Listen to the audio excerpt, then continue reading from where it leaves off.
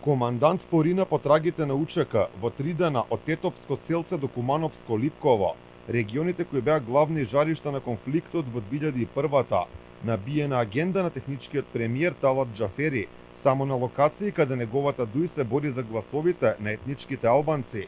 Со ваквите прошетки Талат Џафери злоупотребува функцијата за партиска пропаганда и целосно гурива концептот на техничката влада, чија единствена цел треба да биде организирање на фери избори. Повеќе од очигледно е дека агендата која тера во тој крај се однесува на можност за повраќање на загубените гласови кои очигледно ќе ги имаат и обид за враќање на некаков загубен рейтинг кој очигледно е разнишен со поврзаноста на опозицијскиот блок кај македонските албанци. Претпоставам дека се обидува сега само да ги покрие со гол популизам потенцијално загубените гласови.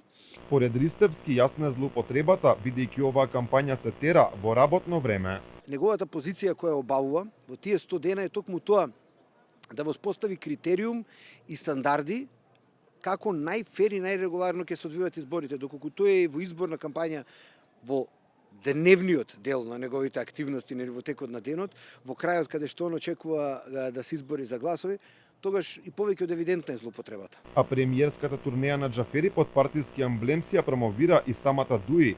Таков беше примерот и за оваа посета во Липково. Првиот албански премиер доаѓа во Липково за да ги посети новата градинка и домот на културата во Матејче, завршувањето на работите на патот до Браната Липково и спортската сала на училиштето Рилиндија во Лојане. При посетата на Тетовско, Талат Џафери кажа дека немало ништо спорно што се организирал вакви настани во улогата на технички премиер.